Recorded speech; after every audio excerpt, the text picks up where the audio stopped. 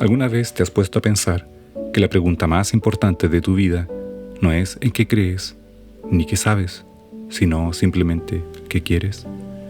Esa pregunta hecha por Jesús hace 2000 años sigue resonando hoy, porque al final lo que deseamos define en quién nos convertimos. Tal vez pienses que es tu mente la que te guía, pero ¿y si en realidad fuera tu corazón? ¿Y si no fuéramos solo lo que pensamos, sino aquello que amamos en silencio cuando nadie nos ve? Nuestros deseos son como una brújula invisible que siempre apunta hacia algún lugar y cada día caminamos en esa dirección, lo queramos o no. En algún momento, todo el que se toma la fe en serio se topa con una sensación incómoda, la de saber mucho más de lo que vive. Un desequilibrio sutil, pero constante entre la claridad de la mente y la confusión del corazón, entre cuánto entendemos sobre Dios y lo poco que deseamos ser de Él. Es como estar dentro de una biblioteca sagrada con el estómago vacío. Esa sensación no nace de la ignorancia, sino del exceso, del cúmulo de conceptos, doctrinas, estudios, versículos memorizados, palabras bien puestas, mientras el amor por Jesús permanece distante, mecánico, ausente. No porque Él se esconda, sino porque algo en nosotros dejó de buscarlo con hambre, como quien tiene el refrigerador lleno pero no consigue tener apetito por nada. Ahí surgió la pregunta que puso todo de cabeza. ¿Y si el problema no fuera lo que sé, sino lo que quiero? Esta pregunta lo cambia todo, porque descoloca el centro de la fe, del intelecto al afecto. Quita el foco de la mente que entiende y lo pone en el corazón que desea. Y en ese momento toda la estructura de la formación espiritual, tal como la aprendimos, empieza a tambalear. Durante mucho tiempo, el discipulado se presentó como un proyecto pedagógico. Escuchar sermones, entender doctrinas, saber las respuestas correctas. En alguna medida eso es necesario, pero el tiempo mostró que el corazón humano no se convierte solo por el argumento, se entrega a lo que ama. Y ahí habita el misterio. La fe verdadera no se mueve solo por convicciones, sino por hambre de presencia. Por eso Jesús no comienza con preguntas doctrinales, no pregunta ¿qué piensas? Ni ¿en qué crees? Él pregunta ¿qué buscas? Y no es casualidad que sea la primera pregunta que les hace a los discípulos en el Evangelio de Juan, porque antes de enseñar Jesús quiere saber qué mueve el corazón del que le sigue, qué desean, qué buscan, qué los hace levantarse por la mañana. La fe no comienza en la mente, comienza en el vientre del alma. Tal vez este sea el escándalo más silencioso de la formación cristiana moderna, intentar formar discípulos solo con contenido, cuando lo que modela al ser humano es el deseo. Porque el deseo es la energía que organiza la vida, da dirección a los pasos, forma hábitos, construye valores, mueve elecciones.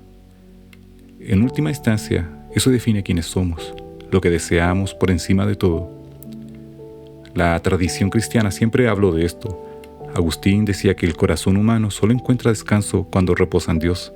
Y no lo decía como teólogo, sino como alguien que deseó todo lo que el mundo ofrecía y aún así seguía inquieto. Blaise Pascal decía que hay en nosotros un vacío del tamaño de Dios.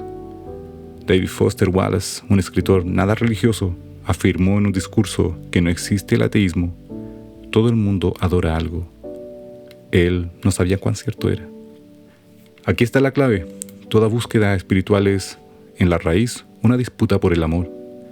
La pregunta no es en qué crees, sino qué amas. Porque al final eres lo que amas, y lo que amas determina en quién te estás convirtiendo. Vivimos en una cultura que por siglos fue entrenada para creer que el ser humano es ante todo un pensador, un razonador, un acumulador de ideas, datos, información, como si fuéramos un cerebro ambulante con piernas, una gran cabeza pensante cargada por un cuerpo descartable. Esa visión moldeó silenciosamente casi todo a nuestro alrededor, incluyendo cómo concebimos la fe. Y por increíble que parezca, eso explica por qué el discipulado cristiano muchas veces no forma discípulos apasionados, sino apenas alumnos competentes. Ese modelo viene de lejos, de la modernidad y la filosofía de un francés llamado Descartes, famoso por una frase simple y destructiva: pienso, luego existo. A partir de ahí el mundo occidental comenzó a creer que nuestra identidad estaba en la mente, que nuestro valor venía de la razón, que la vida interior se definía por lo que somos capaces de pensar. Y esa idea, como un virus educado, fue contaminando nuestra manera de enseñar, aprender y sí, de adorar. Durante siglos la Iglesia adoptó ese modelo sin darse cuenta. El discipulado se volvió sinónimo de estudio bíblico, la formación espiritual, una serie de clases, la espiritualidad, una secuencia de contenidos a aprender. Y como buenos herederos de Descartes, tratamos el corazón como una pieza opcional. Hablamos de él, pero vivimos como si la mente bastara, como si una teología bien elaborada garantizara un alma bien formada. No la garantiza. ¿Cuántas veces escuchaste un sermón brillante el domingo? Te emocionaste, te comprometiste y el martes por la noche ya estabas repitiendo aquello que dijiste que no harías más. No es porque no entendiste lo que se dijo, es porque entender no basta, porque saber no es lo mismo que querer. El corazón, a diferencia de la mente, necesita mucho más que argumentos para cambiar. Necesita ser seducido, ¿no? Ahí entra el error silencioso de la espiritualidad intelectualizada. Parte del supuesto de que información genera transformación, que basta con saber lo correcto para hacer lo correcto. Pero todos lo sabemos y la vida lo prueba. Simplemente no es verdad. Gente con el corazón deformado puede dar clases impecables sobre Dios, mas doctrina correcta con deseo equivocado sigue siendo idolatría. Y esto se agrava cuando incluso movimientos llamados antiintelectuales en la Iglesia, que desconfían del estudio formal o de la teología sistemática, mantienen la misma lógica, solo cambian los libros por eslóganes, la doctrina por versículos aislados, la enseñanza por frases hechas emocionales, pero en el fondo siguen creyendo que basta llenar la cabeza con cosas de Dios para formar un cristiano. Es el mismo modelo disfrazado de simplicidad, un intelectualismo disfrazado de piedad, como si el corazón pudiera ser discipulado por transferencia de información, como si el Espíritu Santo tuviera como método principal una especie de download de conocimiento celestial, como si conocer la verdad fuera suficiente para desear la verdad. No lo es. Aquí aparece el giro. El ser humano no se define por lo que piensa, sino por lo que ama. Somos, antes que nada, criaturas que desean, apasionadas, inquietas, hambrientas. No somos cerebros con piernas, somos corazones sedientos. Lo que nos mueve no es una idea clara, sino una visión encantadora. No es un contenido correcto, sino una belleza que nos atrae. Por eso los mejores maestros no son los más lógicos, sino los más apasionados. El discipulado, entonces, no trata de programar la mente, sino de cultivar un amor. El verdadero trabajo espiritual es reordenar ese amor, no con fórmulas, sino con fuego. Desear no es apretar un botón ni un acto aislado fruto de una decisión puntual. Desear es como ser arrastrado por una corriente, instintivo, casi automático. El corazón humano se inclina, se mueve, se orienta antes de que la mente tenga tiempo de elaborar un razonamiento. Quien se ha visto ante un plato de comida irresistible en plena dieta, sabe de qué hablo. No venció la mente, venció el apetito, que ya estaba entrenado. El deseo funciona así, se cultiva, se moldea, se trabaja con el tiempo. No nace de la nada ni desaparece porque lo decidimos. Lo que queremos hoy es el resultado de un largo proceso de formación, de repeticiones, de prácticas invisibles.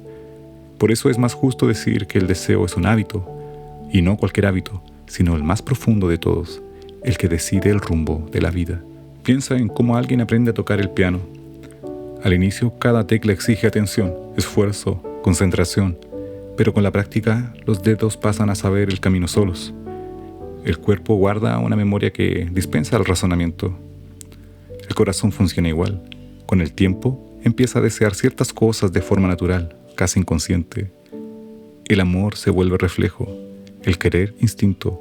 El corazón aprende a amar como los dedos aprenden a tocar. Esta es la razón por la que tantas personas saben lo que es correcto pero siguen presas a lo incorrecto, porque el corazón fue entrenado para amar el error. La mente puede asentir a la verdad, pero el corazón ya está acostumbrado a otro sabor. No basta escuchar un sermón brillante ni acumular versículos memorizados si los deseos siguen siendo moldeados por otras fuerzas.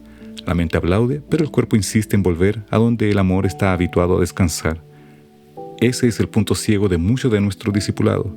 Creemos que la gente falla porque no sabe, pero cuando en realidad falla porque fue entrenada a querer otra cosa. El problema no está solo en el conocimiento, sino en el hábito del corazón. ¿Y dónde se forma ese hábito? En cada práctica invisible de la vida, en los lugares que frecuentamos, en las conversaciones que elegimos, en las películas que nos fascinan, en las redes sociales que consumimos. El corazón es moldeado por todo lo que repetimos. Cada gesto es un ensayo del deseo. Cada rutina es un entrenamiento del alma. Mira algo aparentemente banal, el celular. ¿Cuántas veces lo tomaste sin pensar, solo porque estaba a mano? Ese gesto automático no nació de un razonamiento, lo instaló la repetición. Y con él vinieron deseos asociados, ser notados, estar informado, ser incluido. De a poco, la identidad misma empieza a girar en torno a ese hábito. El deseo fue entrenado y ahora nos gobierna. La cultura lo sabe muy bien. Piensa en el cine. Las películas no nos convencen solo con ideas, sino con imágenes que seducen. El Gran Gatsby no es solo una crítica a la obsesión por el estatus, sino también es una vitrina que seduce con fiestas, ropa y excesos. La La Land no trata solo de amor y arte, es una catequesis de la búsqueda de la realización personal a cualquier costo. Esas historias no solo entretienen, entrenan el corazón para amar ciertos mundos. No salimos del cine como informados, sino moldeados. No es el razonamiento lo que nos captura, es la belleza la que nos convence. Esto pasa también en lo cotidiano. Un adolescente no desea una marca de ropa solo porque sea cómoda, sino porque ha visto repetidamente que ese símbolo carga estatus, pertenencia, aceptación. Cada publicidad, cada influencer, cada elogio refuerza el hábito. El corazón aprende a desear antes de entender. El amor se forma antes que la conciencia. Por eso Jesús se interesa tanto en el corazón. Él sabe que no basta iluminar la mente si el amor no es intervenido. Sabe que el corazón necesita ser reeducado. Por eso nos da no solo mandamientos, sino prácticas. No solo discursos, sino gestos. Oración, cena, servicio, comunión. Todo eso son ejercicios para el amor. Prácticas que, lentamente, por la repetición, entrenan el corazón a desear otra cosa. Y aquí está la belleza del Evangelio. No nos pide que generemos un nuevo deseo de la nada. Nos invita a exponer el corazón a una belleza mayor, hasta que esa belleza se vuelva irresistible. Así se rompen los vicios, no por fuerza de voluntad, sino porque un amor más fuerte vence a los otros. El alma se inclina ante aquello que más fascina. Esta es la clave. El corazón no necesita solo corrección, necesita fascinación. No solo reglas, sino una visión más encantadora. No solo mandamientos, sino encuentros. Por eso el discipulado cristiano se parece más a la música que a las matemáticas, más al arte que a ingeniería. No es solo instrucción, es formación afectiva. No solo explica, entrena. El deseo es un hábito y todo hábito se cultiva. Por eso la pregunta inevitable es, ¿quién está entrenando tu corazón? ¿Cuáles son los ensayos que repites cada día sin darte cuenta y que, poco a poco, están moldeando lo que consideras bello, necesario, esencial? ¿Qué prácticas estás enseñando a tu alma a amar? Al final, no se puede escapar. El corazón siempre será discipulado por alguien. La cuestión es ¿por quién? Si el deseo es un hábito, entonces no hablamos de algo pasivo, sino de una fuerza que nos mueve. El amor no es estático, no es una emoción quieta, guardada en una cajita dentro del alma. El amor es energía y movimiento, es lo que nos empuja hacia adelante. Organiza nuestra vida y define nuestras rutas. Nadie ama de verdad sin que ese amor lo conduzca a algún lugar. Esta es una de las verdades más incómodas de la vida espiritual. El amor no es neutro, es direccional. Siempre apunta hacia un destino, incluso cuando no somos conscientes de ello. Por eso Proverbios nos alerta: sobre toda cosa guardada, guarda tu corazón, porque de él mana la vida. Proverbios 4, versículo 23. El corazón no es solo el centro de los sentimientos, es el motor de la existencia, dirige cada paso que damos. Piensa en un río. El agua no elige si desciende o no, simplemente fluye a donde la gravedad tira. Así funciona el amor, crea una inclinación interna, una especie de gravedad del alma que nos lleva hacia aquello que ya conquistó nuestro afecto. Si el corazón se ata al dinero, todo en la vida empieza a reorganizarse en torno a ganar, acumular, retener. Si el corazón desea poder, cada gesto se vuelve cálculo de influencia. Si el corazón se inclina al placer, todo se reduce a encontrar la próxima experiencia que satisfaga. Esa dinámica aparece todo el tiempo en la cultura. El amor no se queda quieto, siempre se mueve. La gran cuestión, por lo tanto, no es si el corazón te está llevando a algún lugar, sino a dónde.